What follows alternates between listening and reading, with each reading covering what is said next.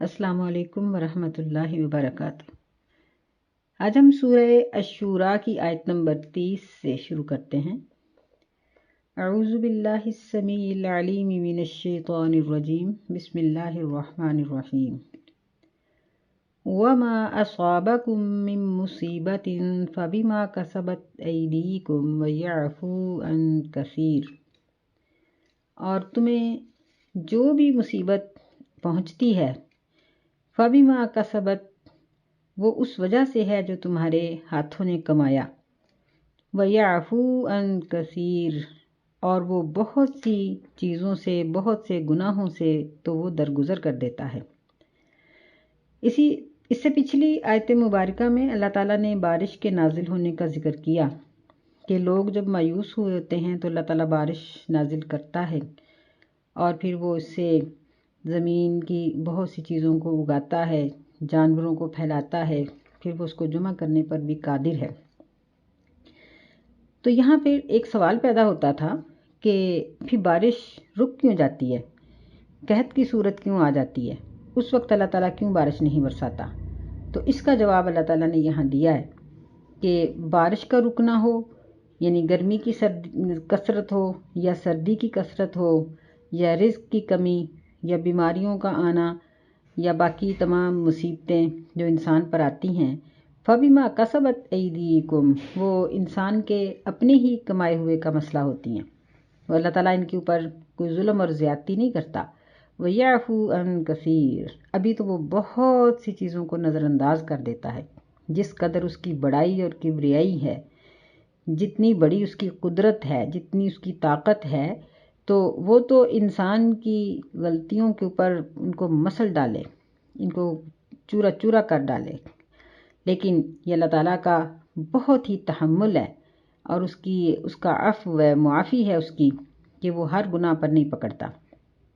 حدیث میں ذکر ہے، نبی صلی اللہ علیہ وسلم نے فرمایا کہ من نوقش ہلاکا، کہ قیامت کے دن جس کی پڑتال ہو گئی، جس کا نام اعمال کھول کر حساب و کتاب شروع ہو گیا، وہ تو ہلاک ہو گیا، کیونکہ نبیوں کے سوا کوئی بھی معصوم نہیں ہوتا۔ ہر بندے کے چاہے وہ نیک ہی ہو، اس کے کئی اللہ تعالیٰ کے معاملے میں گناہ ہوتے ہیں۔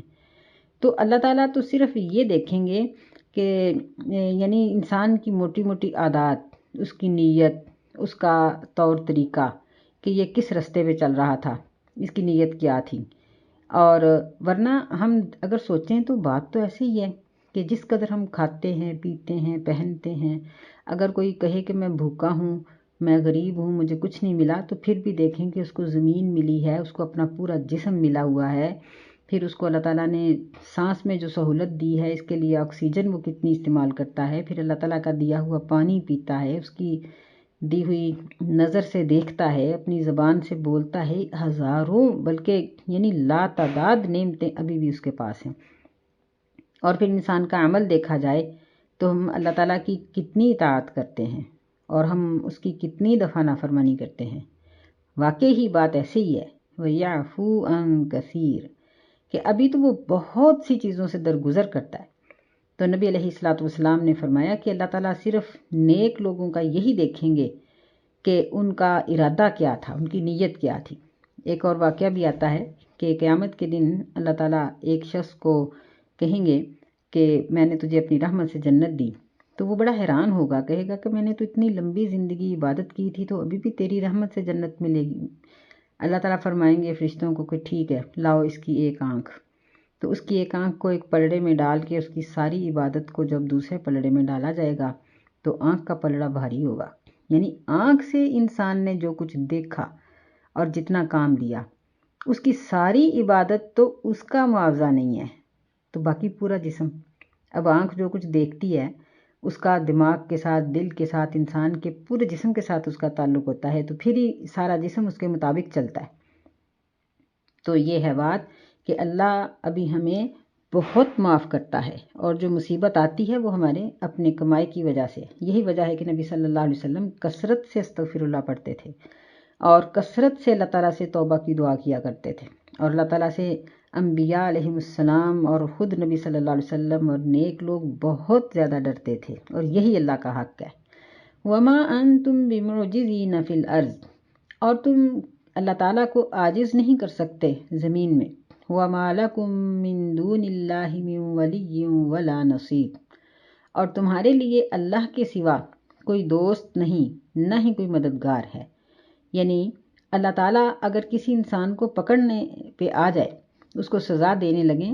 تو کوئی اس کی سزا سے بھاگ کر یا بچ کر اللہ کو بے بس نہیں کر سکتا. اور اسی طرح اللہ کے سوا انسان کا کوئی ایسا دوست نہیں جو اتنی پاور رکھتا ہو کہ وہ اللہ کے سامنے سفارش کر کے اس کو چھڑا لے. کسی کی پاور ہے ہی نہیں اتنی. ولا نصیر، اور نہ ہی کسی کا یعنی زور بازو اتنا ہے، نہ ہی کوئی ایسا اس کے پاس انسان یا کوئی ایسا گروہ ہے جس کی طاقت اس قدر ہو کہ وہ اللہ سے لڑ کے اللہ سے اس کو چھڑا لے. یہ تینوں صورتیں انسان کے پاس نہیں ہیں. انسان بے بس ہے، اللہ کو بے بس نہیں کر سکتا. وَمِنْ آيَاتِهِ الْجَوَارِ فِي الْبَحْرِ كَالْأَعْلَامِ، اور اسی کی نشانیوں سے ہیں کشتیاں جوار فی البحر جو دریاؤں میں چلتی ہیں، کالأعلام پہاڑوں جیسے. إِن يَشَأْ يُسْكِنِ الرِّيحَ، اگر وہ چاہے تو ہوا کو روک دے. فَيَظْلَلْنَ رَوَاكِدَ عَلَى ظَهْرِهِ، پس وہ کشتیاں کھڑی رہ جائیں اس کی پشت پر. یعنی رواکدہ کہ وہ جاری نہ رہ سکیں، چل نہ سکیں، رک جائیں. ان فی ذالک لآیات لکل صبار شکور، بے شک اس میں ضرور بہت سی نشانیاں ہیں ہر صبر کرنے والے اور شکر کرنے والے کے لیے. او یوبقہن بما کسبوا، یا وہ ان کو ہلاک کر دے اس وجہ سے کہ انہوں نے جو عمل کیے، جو کمایا. وَيَعْفُ عَن کثیر،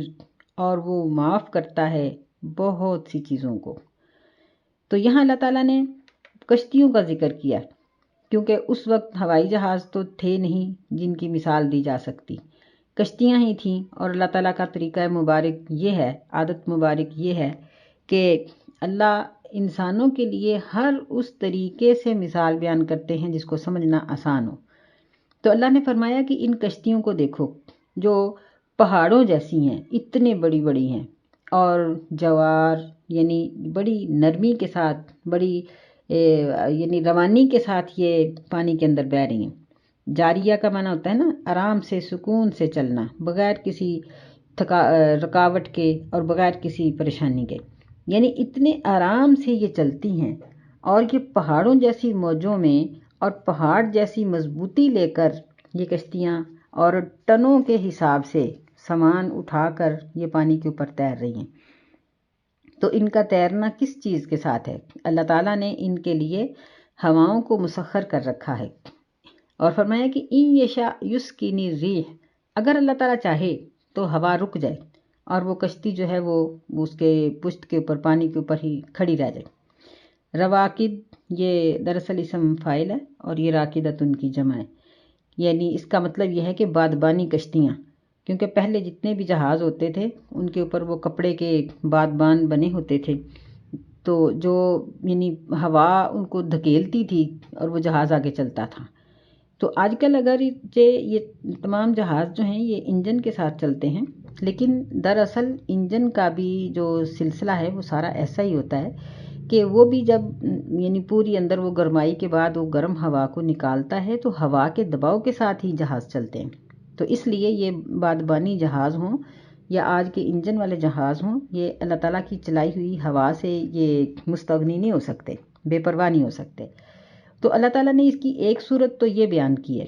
کہ اگر اللہ تعالیٰ ہواؤں کو روک دے اور یہ کشتیاں پانی کی پشت پر چلتی رہ جائیں تو یہاں صبر اور شکر کرنے والوں کے لیے بہت سی نشانیاں ہیں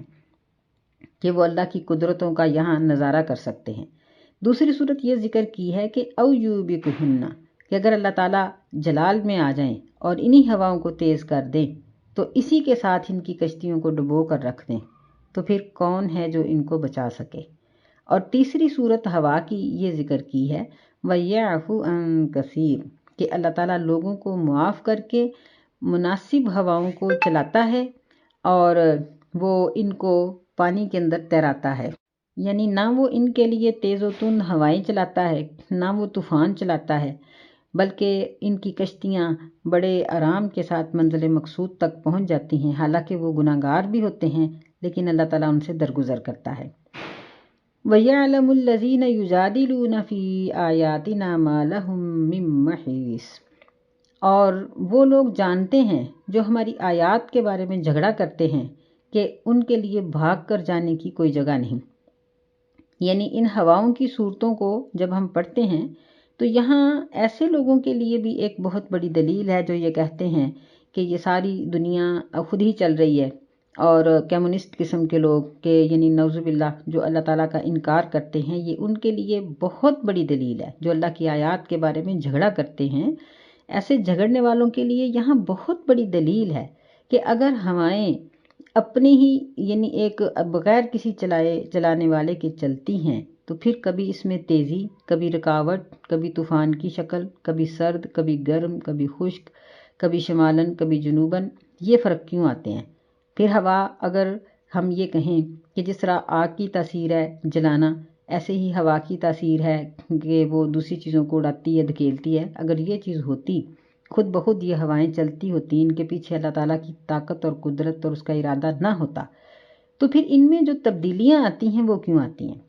تو فرمایا کہ جو جھگڑنے والے لوگ ہیں، جو ہماری آیات کے بارے میں جھگڑا کرتے ہیں، وہ اچھی طرح جانتے ہیں مَا لَهُم مِّن مَّحِيصٍ کہ ان کے لیے بھاگ کر جانے کی کوئی جگہ نہیں، یعنی انکار کر کے وہ بچ نہیں سکتے۔ فَمَا أُوتِيتُم مِّن شَيْءٍ فَمَتَاعُ الْحَيَاةِ الدُّنْيَا، بس تم لوگ جو کچھ بھی دیے گئے ہو وہ سب دنیا کی زندگی کا فائدہ ہے، یعنی قلیل فائدہ ہے۔ دنیا کی زندگی سے انسان کب تک فائدہ اٹھا سکتا ہے؟ جب تک اس جسم میں سانس ہے۔ اگر سانس ختم ہو گیا تو بادشاہ نے بھی مٹی کے نیچے ہی جانا ہے اور فقیر نے بھی ادھر ہی جانا ہے، پھر تو بندے کا ٹھکانہ ایک ہی ہے۔ تو فرمایا کہ یہ بہت تھوڑا سا یہ فائدہ ہے، من شیئن، یعنی کچھ تھوڑی سی جو چیزیں تمہیں دی گئی ہیں یہ تو صرف دنیا کے فائدے اور اس زندگی کو گزارنے کے لیے اللہ تعالیٰ نے دیے۔ وَمَا عِندَ اللَّهِ خَيْرٌ وَأَبْقَىٰ لِلَّذِينَ آمَنُوا وَعَلَىٰ رَبِّهِمْ يَتَوَكَّلُونَ، اور جو کچھ اللہ کے پاس ہے وہ باقی رہنے والا ہے اور بہتر ہے اور باقی رہنے والا ہے۔ کن کے لیے؟ ایمان والے لوگوں کے لیے، اور جو اپنے رب پر توکل کرتے ہیں۔ یعنی دنیا میں اللہ نے کچھ تھوڑا سا دیا، شیئن، یہاں تنوین کے ساتھ اس کو ذکر کیا، اور جو کچھ اللہ تعالیٰ کے پاس ہے وہ بہت بہتر ہے، ابقا، اور باقی رہنے والا ہے، یعنی اس میں کبھی بھی اختتام نہیں آئے گا۔ اور وہ حاصل کن کو ہوگا؟ ان لوگوں کو جن کی پہلی صفت یہ ہے کہ وہ ایمان والے ہیں، اور دوسری صفت ان کی یہ ہے کہ وہ اللہ پر توکل کرنے والے ہیں۔ یہاں یعنی رب کا بھی لفظ ہے کہ جو اللہ کو اپنا رب سمجھتے ہیں، اپنا پالنے والا سمجھتے ہیں، کیونکہ جب ہم اللہ پہ توکل کر لیں گے نا اور اس کو اپنا رب سمجھ لیں گے کہ وہ مجھے پالنے والا ہے اور یقینی طور پر پالنے والا ہے، توکل کا معنی یہ ہوا، تو پھر انسان بہت سے گناہوں سے بچ جاتا ہے۔ کہ مثال کے طور پر وہ اپنی کمائی کرنے کے لیے، آمدن کے لیے جتنے گناہ کرے گا ان سب سے وہ بچ جائے گا، کیونکہ اس کا یقین ہے کہ مجھے اللہ تعالیٰ نے دے دینا ہے، تو میں حرام ذریعہ نہیں اختیار کرتا، کسی کا حق نہیں مارے گا، کسی پر زیادتی نہیں کرے گا، جھوٹ نہیں بولے گا، بہت سے گناہ اس کے اندر سے خود بہت نکل جاتے ہیں۔ تو یہ بندے کی صفت ہے کہ وہ اپنے رب پر توکل کرے۔ والذین یجتنبون کبائر الاسم، اور وہ لوگ جو بچتے ہیں کبیرہ گناہوں سے، یعنی یہ تیسری صفت ہے۔ کبیرہ گناہ کون سے ہیں؟ وہ تمام گناہ جن سے اللہ تعالیٰ نے منع کیا ہے لیکن انسان ان سے نہیں رکتا، اور وہ تمام کام جن کے کرنے کا اللہ تعالیٰ نے حکم دیا ہے لیکن بندہ ان کاموں کو نہیں کرتا، تو یہ سب کبیرہ گناہوں میں شامل ہو جاتے ہیں۔ مختلف اس کی توضیحات کی گئی ہیں، محدثین نے، مفسرین نے بہت سی اس کی فہرستیں بھی بنائی ہیں، اور وہ سب درست ہیں، کیونکہ یعنی ہم ان احکامات کو ٹوٹلی طور پر نہیں گن سکتے، تو ہم مجمل طور پر یہی بات کہہ سکتے ہیں کہ کبیرہ گناہ وہ ہیں جو اللہ تعالیٰ کی نافرمانی کے ہیں، یعنی جہاں اللہ نے کہا ہے یہ کرو بندہ کرتا نہیں، جہاں سے اللہ تعالیٰ نے روکا ہے وہاں سے بندہ رکتا نہیں ہے، تو یہ کبیرہ گناہ ہوتے ہیں، اور یہاں ان سے پھر توبہ کرنی چاہیے، توبہ کے بغیر ان کی معافی نہیں ہوتی۔ اور فرمایا کہ یجتنبون کبائر الاسم، کبیرہ گناہوں سے وہ بچتے ہیں، والفواحش، یہ چوتھی انسان کی صفت ہے کہ وہ فحش سے بچتے ہیں، بے حیائی کے کاموں سے بچتے ہیں، یعنی زبان کے ساتھ بے حیائی، گفتگو کی بے حیائی، آنکھوں کی بے حیائی، کانوں سے بے حیا باتوں کو سننا، ہاتھوں سے ایسے کام کرنا، یا بے حیائی کی محفلوں اور مجلسوں میں شرکت کرنا، ان ساری چیزوں سے وہ بچتے ہیں۔ وَإِذَا مَا غَضِبُوا هُمْ يَغْفِرُونَ، یہ 5ویں صفت ہے، اور جب وہ غصے میں آتے ہیں تو وہ بخش دیتے ہیں۔ یہاں بھی یہ بات یاد رکھنی چاہیے کہ غصے کو بخش دینا 2 طرح کا ہے۔ ایک تو غصہ وہ ہے جو یعنی شریعت کے خلاف کسی کام پر آتا ہے، یہاں تو انسان کی ایمانی غیرت کا یہ تقاضا ہے کہ وہ غصے میں آتا ہے اور اس گناہ کو روکتا ہے۔ نبی صلی اللہ علیہ وسلم جب غیر شرعی کام دیکھتے تھے تو آپ بھی اسی طرح بہت غصے میں آ جاتے تھے، اور یہ غصے میں آنا یہ انسان کی ایمانی غیرت ہوتی ہے، اس سے رکنا نہیں چاہیے، یہ انسان کے اندر ہونا چاہیے۔ اور ایک یہ ہوتا ہے کہ ذاتی معاملات میں کسی کی طرف سے کمی بیشی پر غصہ آ جانا، یہاں نبی صلی اللہ علیہ وسلم کی عادت مبارک یہ تھی کہ آپ بہت عفو درگزر سے آپ کام لیتے تھے، اور آپ کسی سے بدلہ نہیں لیتے تھے، یعنی ذاتی معاملات میں کسی سے بدلہ نہیں لیا کرتے تھے۔ تو یہی مومن کی علامت ہے۔ وَالَّذِينَ اسْتَجَابُوا لِرَبِّهِمْ، یہ 6ٹھی صفت ہے، اور وہ لوگ جو اپنے رب کے احکامات کو قبول کرتے ہیں۔ اب اس میں قرآن اور حدیث کے سارے احکامات آ جاتے ہیں، چاہے وہ کرنے والے کام ہوں یا روکے گئے کام ہوں، یعنی سب پر عمل کرنا یہ مومن بندے کی صفت ہے، اور جنت میں جانے کے لیے یہ 6ٹھی ضرورت ہے ہماری۔ وَأَقَامَ الصَّلَاةَ، اور وہ نماز کو قائم کرتے ہیں۔ تو نماز کا پڑھنا اور چیز ہے، بار بار قرآن مجید میں اس لفظ کو ذکر کیا گیا ہے۔ قائم کرنے کا مطلب یہ ہے کہ نماز کو پہلے تو شرعی طریقے کے مطابق پڑھا جائے، دوسرا پھر یہ ہے کہ وہ کام کیے جائیں نماز پڑھ لینے کے بعد اور پہلے جن سے نماز کا وقار بڑھتا ہے، اور وہ کام نہ کیے جائیں جن سے نماز ضائع ہوتی ہے، یعنی اپنے پورے ماحول کو اسلام کے سانچے میں ڈھالنا، یہ ہے اقام الصلاۃ، اور یہ مومن کی 7ویں صفت ہے۔ وَأَمْرُهُمْ شُورَىٰ بَيْنَهُمْ، اور ان کے معاملے آپس کے مشورے سے ہوتے ہیں، یہ 8ویں صفت ہے۔ اب مشورے سے مراد یہ جمہوریت نہیں ہے، کیونکہ مشورہ ہمیشہ کیا جاتا ہے کسی عقل مند سے، اور جمہوریت کے اندر عقل کا کوئی دخل نہیں ہے، بلکہ اس میں جاہل، پڑھے لکھے، چھوٹے بڑے، دیہاتی شہری، یعنی علم رکھنے والے نہ رکھنے والے، حتیٰ کہ ایسے لوگ بھی شامل ہوتے ہیں جس کے بارے میں وہ ووٹ دے رہے ہوتے ہیں، اس کا ان کو نہ شکل کا پتہ ہوتا ہے نہ عقل کا پتہ ہوتا ہے، تو یہ شورا میں نہیں آئے گا۔ بلکہ شورا وہی ہے جو نبی صلی اللہ علیہ وسلم سے یہ طریقہ چلتا آیا کہ آپ چند اکابرین صحابہ سے مشورہ کرتے تھے۔ ابو بکر رضی اللہ تعالیٰ عنہ بھی مشورہ کرتے رہے، عمر رضی اللہ تعالیٰ عنہ بھی، خلفائے راشدین سارے ہی کرتے رہے، اور یعنی ہم لوگ بھی بعض اوقات کسی عقل مند کے ساتھ مشورہ کرتے ہیں، تو یہ ہے شورا بینہم، آپس میں مشورہ کرنا۔ وَمِمَّا رَزَقْنَاهُمْ يُنْفِقُونَ، یہاں شورا کی ایک بات یہ بھی یاد رکھنی چاہیے کہ مشورہ کرنے کے بعد بندے کو اللہ پہ توکل کرنا چاہیے، اپنی عقل و دانش پہ نہیں کہ اب میں نے مشورہ کر لیا ہے، یا میں کسی بہت عظیم بندے سے مشورہ کر آئی ہوں، اب مجھے کوئی ڈر نہیں، خوف نہیں، بلکہ اللہ تعالیٰ نے فرمایا نبی علیہ الصلاۃ والسلام کو کہ آپ اپنے صحابہ سے مشورہ کریں، اور جب مشورہ ہو چکے، ایک فیصلہ ہو چکے، فَتَوَكَّلْ عَلَى اللَّهِ، پھر آپ اللہ پہ توکل کریں، یعنی مشورے کے ساتھ پھر توکل اللہ پر ہی کرنا ہے، اپنے مشورے پر توکل نہیں کرنا۔ اچھا، تو یہ آگے 6ٹھی صفت یہ ہے، وَمِمَّا رَزَقْنَاهُمْ يُنْفِقُونَ، یہ 9ویں صفت ہے کہ اس چیز سے جو ہم نے ان کو دیا ہے وہ خرچ کرتے ہیں، یعنی سر فہرست تو اس میں مال آ جائے گا، پھر اس کے بعد انسان کی اپنی جان، اس کی طاقت، عقل، بولنے کی طاقت، دیکھنے کی قوت، سب قوتیں، ساری صلاحیتیں وہ اللہ کی راہ میں خرچ کرتے ہیں، یہ مومن کی صفت ہے۔ وَالَّذِينَ إِذَا أَصَابَهُمُ الْبَغْيُ هُمْ يَنْتَصِرُونَ، یہ 10ویں صفت ہے، اور وہ لوگ جب ان پر کوئی سرکشی ہوتی ہے، کوئی زیادتی پہنچتی ہے تو وہ اس کا بدلہ لیتے ہیں، یعنی دیکھیں کہ جہاں عفو و درگزر کو ایک نیکی قرار دیا گیا ہے، وہاں بدلہ لینے کو بھی نیکی قرار دیا گیا ہے، کیونکہ بعض اوقات یوں ہوتا ہے کہ عفو کی وجہ سے ظلم کرنے والا انسان ظلم میں بڑھ جاتا ہے، تو اگر ایسے شخص سے کوئی بدلہ لیتا ہے تو اس کا بدلہ لینے کی وجہ سے بہت سے لوگ اس کے شر سے بچ جاتے ہیں، بہت سے لوگ اس کی طرف سے جو تکلیف پہنچ رہی ہوتی ہے اس سے چھٹکارا حاصل کر لیتے ہیں۔ اس لیے بدلہ لینا، یعنی ذاتی معاملات میں بھی اور شرعی معاملات میں بھی بدلہ لینا بھی مومن کی ایک صفت ہے، یا ہم اس کو عام لفظوں میں یوں کہہ سکتے ہیں کہ ایک عادی مجرم ہوتا ہے، ایک ہوتا ہے کہ وقتی طور پر کسی وجہ سے اس سے جرم ہو گیا، اب جس سے وقتی طور پر کسی مجبوری سے جرم ہو گیا اس کو معاف کر دیا جائے تو معافی میں بھی کئی قسم کی اصلاح نکل آتی ہے،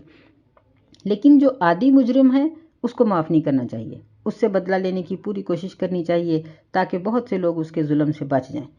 وَجَزَاءُ سَیِّئَةٍ سَیِّئَةٌ مِثْلُهَا، اور برائی کا بدلہ برائی ہے اسی کی مثل، یعنی یہ بھی ایک مومن کی صفت ہے کہ جب وہ بدلہ لیتا ہے تو پھر وہ بڑھ چڑھ کے نہیں لیتا، وہ اینٹ کا جواب پتھر سے نہیں دیتا، بلکہ وہ بے عینی ہی اسی طرح بدلہ لیتا ہے جتنی اس کو تکلیف پہنچی۔ نبی صلی اللہ علیہ وسلم کے زمانے میں کئی دفعہ قصاص کا معاملہ پیش آتا رہا تو نبی علیہ السلام بالکل اسی طرح اتنا ہی بدلہ لیتے تھے، بلکہ بدلہ لیتے ہوئے کچھ تھوڑی کمی ہی رکھتے تھے۔ یہ بھی مومن کی ایک بہت بڑی اور 11ویں صفت اللہ تعالیٰ نے بیان کی ہے کہ وہ ظالم کے اوپر بدلہ لیتے وقت مزید ظلم نہیں کرتا۔ فرمایا فَمَنْ عَفَا وَأَصْلَحَ فَأَجْرُهُ عَلَى اللَّهِ، پس جو شخص معاف کر دے اور اصلاح کر دے بس اس کا اجر اللہ تعالیٰ پر ہے۔ یہ مومن کی 12ویں صفت ذکر کی گئی ہے کہ اگر وہ ظالم کو معاف اس طرح سے کرے کہ اس کی اصلاح کر دے، یعنی کوئی اس کے ساتھ کسی مصلحت کے تحت معاہدہ کر لے کہ آئندہ تم ایسا نہیں کرو گے، یا اس کا جو غلط رستہ تھا اس رستے کو بدل دے کہ اب تم اس رستے پر نہیں چلو گے جو غلط ہے، بلکہ اب لوگوں کے ساتھ تم آسانی کا معاملہ کرو گے، اور پھر اس کے اس جرم کو معاف کر دے تو اس کا اجر اللہ پر ہے۔ یہاں ہمیں ایک اور بھی بات کا پتہ چل گیا، وہ یہ ہے کہ ہم لوگ جب کسی ظالم کو معاف کرنے لگتے ہیں نا، بعض دفعہ مجبوراً معافی دینی پڑتی ہے، تو ہمارے دل میں ایک کھٹکا سا رہتا ہے کہ مجھے کیا ملا، مجھے تو وہ زیادتی بھی برداشت کرنی پڑی اور مجھے معاف بھی کرنی پڑی۔ ہم عام طور پر یہ بات کہہ دیتے ہیں کہ ظالم اچھا رہ گیا، اس نے غصہ بھی نکال لیا اور اس کو معافی بھی مل گئی۔ یہ بات ہرگز نہیں ہے، یہ غلط ہے، یہ ہماری صرف سمجھ سے بالاتر ہے، اس لیے ہم ایسا کہہ دیتے ہیں۔ یہاں دیکھیں کہ اللہ تعالیٰ کیا کہہ رہے ہیں، فرمایا فَأَجْرُهُ عَلَى اللَّهِ، کہ یعنی جو شخص کسی کو معاف نہیں کرتا نا، وہ تو ظالم سے بدلہ لے لیتا ہے۔ انسان کسی دوسرے انسان کو کیا بدلہ دے سکتا ہے، جتنی اس کی جان ہے اتنا ہی دے گا، لیکن جس نے معاف کر دیا اب اس کا معاملہ اللہ کے سپرد ہے، یعنی اب معاف کرنے والے کو اللہ تعالیٰ اپنے پاس سے بدلہ دے گا۔ تو دیکھیں کہ اللہ تو بادشاہوں کا بادشاہ ہے، جب پھر وہ بدلہ دے گا تو وہ پھر انسان کے بدلہ دینے کی طرح تو نہیں دے گا، اس کا دیا ہوا بدلہ تو بہت اچھا ہوگا۔ تو اس لیے معاف کرنے والے کا جو معاملہ ہے وہ نفع میں ہے، اس کا سودا یعنی اس نے گھاٹے کا سودا نہیں کیا بلکہ اس نے نفع کا سودا کیا۔ فرمایا انہ لا یحب الظالمین، بے شک اللہ تعالیٰ ظلم کرنے والوں کو پسند نہیں کرتا۔ یعنی اگر ہم اس کو شمار کریں تو یہ 13ویں صفت بنتی ہے کہ مومن ظلم کرنے والا نہیں ہوتا، وہ کسی کے اوپر زیادتی نہیں کرتا۔ وَلَمَنِ انتصر بعد ظلمه فَأُولَئِكَ مَا عَلَيْهِم مِّن سَبِيلٍ، اور ضرور جو شخص ظلم ہو جانے کے بعد بدلہ لے پس یہ ایسے لوگ ہیں ما علیہم من سبیل کہ ان کے اوپر کوئی ڈانٹ نہیں، یعنی ان کو شرعی لحاظ سے ان کو برا نہیں کہا جا سکتا جس نے اپنے ظلم کا بدلہ لیا، یعنی ہم اس کو شرمندہ نہیں کر سکتے، اس کو ملامت نہیں کر سکتے۔ انما السبیل علی الذین یظلمون الناس، بے شک ڈانٹ تو ان لوگوں کے لیے ہے جو لوگوں پر ظلم کرتے ہیں، ویبغون فی الارض، اور وہ زمین میں سرکشی کرتے ہیں، بغیر الحق، حق کے بغیر، یعنی جو زمین میں فساد پھیلائے، سرکشی کرے، وہ مومن نہیں ہے، وہ جنت میں جانے والا نہیں ہے۔ اگر ہم اس کو شمار کریں تو یہ مومن کی 14ویں صفت بنتی ہے کہ وہ کسی پر ظلم نہیں کرتا اور وہ زمین میں وہ فساد نہیں تلاش کرتا، سرکشی نہیں کرتا، زیادتی کرنے کی کوشش نہیں کرتا، کیونکہ ایسے لوگوں کے لیے اللہ تعالیٰ کی طرف سے سخت ڈانٹ ہے۔ اولئک لہم عذاب علیم، ایسے لوگوں کے لیے دردناک عذاب ہے، یعنی ایسا کرنے والے جنت میں نہیں جا سکتے، بلکہ جو اس سے الٹ کریں گے وہ جنت میں جائیں گے۔ وَلَمَن صَبَرَ وَغَفَرَ إِنَّ ذَلِكَ لَمِنْ عَزْمِ الْأُمُورِ، اور ضرور جو شخص صبر کرے گا اور بخش دے گا، بے شک یہ ان کاموں سے ہے جن کے کرنے کی تاکید کی گئی ہے۔ من عزم الامور، یعنی بڑی ہمت سے کرنے والے کام ہیں یہ معمولی کام نہیں ہے کہ بندہ کہے کہ بس میں تھوڑا سا یعنی میں نے معمولی سا کام کیا، نہیں، کسی کو بخش دینا اور کسی کی تکلیف پر صبر کرنا یہ بہت ہمت کا کام ہے۔ اور ان کاموں کی اللہ تعالیٰ نے تاکید کی ہے۔ تو یہاں یہ تقریباً 14 کے قریب مومن کے اوصاف ذکر کیے گئے ہیں کہ مومن ایسے کام کرتا ہے اور ایسے کام نہیں کرتا۔ تو جب مومن میں یہ اوصاف موجود ہوں گے تو اس کا بدلہ جنت ہے۔ اللہ تعالیٰ ہمیں نیک بننے کی اور ان لوگوں میں شامل ہونے کی توفیق عطا فرمائے، آمین۔ السلام علیکم ورحمۃ اللہ وبرکاتہ۔